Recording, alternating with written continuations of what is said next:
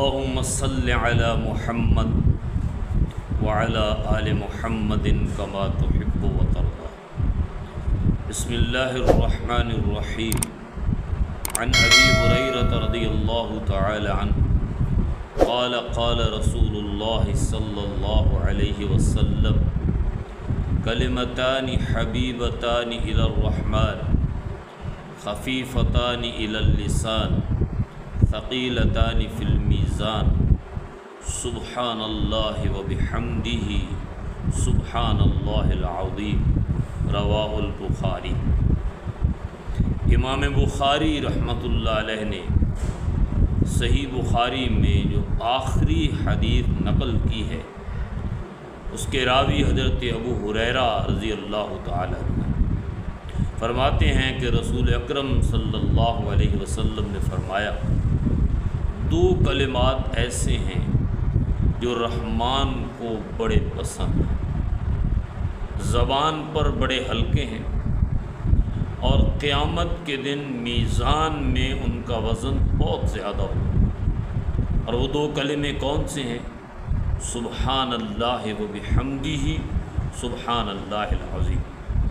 یہ ایک بہترین ذکر ہے، یہ ایک افضل ذکر ہے جس کے بارے میں اللہ کے رسول فرما رہے ہیں کہ اس کو ادا کرنا بھی کوئی مشکل نہیں ہے. زبان سے بڑی آسانی کے ساتھ، کوئی عرب ہو یا عجم ہو، کوئی مرد ہو یا عورت ہو، وہ بوڑھا ہو یا جوان ہو، وہ بڑا ہو یا چھوٹا ہو، بڑی آسانی کے ساتھ یہ کلمات ادا کر سکتا ہے. سبحان اللہ وبحمدہ، اللہ کی ذات پاک ہے، اسی کی تعریفیں ہیں. سبحان اللہ العظیم، اللہ کی ذات پاک ہے اور بلند ہے. ان دو کلمات میں اللہ کی حمد بیان ہو رہی ہے، اللہ کی ثنا بیان ہو رہی ہے، اور اللہ کو یہ بڑا اچھا لگتا ہے. اللہ بڑا خوش ہوتا ہے جب کوئی اللہ کی تعریف کرے. آپ دیکھیں کہ کوئی انسان اگر کسی انسان کی تعریف کرتا ہے تو اس انسان کو بڑا اچھا لگتا ہے کہ میری کوئی تعریف کر رہا ہے. اللہ تعالیٰ اس چیز کو بہت پسند کرتا ہے کہ اس کی کوئی تعریف کرے. اس لیے اس نے قرآن کا آغاز بھی اپنی تعریف سے کیا، الحمدللہ رب العالمین، اور نماز کا آغاز بھی اسی کی تعریف سے ہوتا ہے، الحمدللہ رب العالمین. دعا کا آغاز بھی اسی سے ہوتا ہے، الحمدللہ رب العالمین. تو اللہ کی تعریف، اللہ کی حمد، اللہ کی ثنا اس کے اندر ہے. زبان سے بڑی آسانی سے یہ کلمات ادا ہوتے ہیں.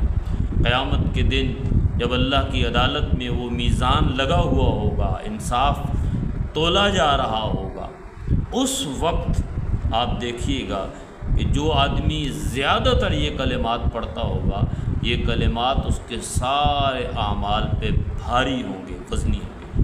سبحان اللہ وبحمدہ سبحان اللہ العظیم.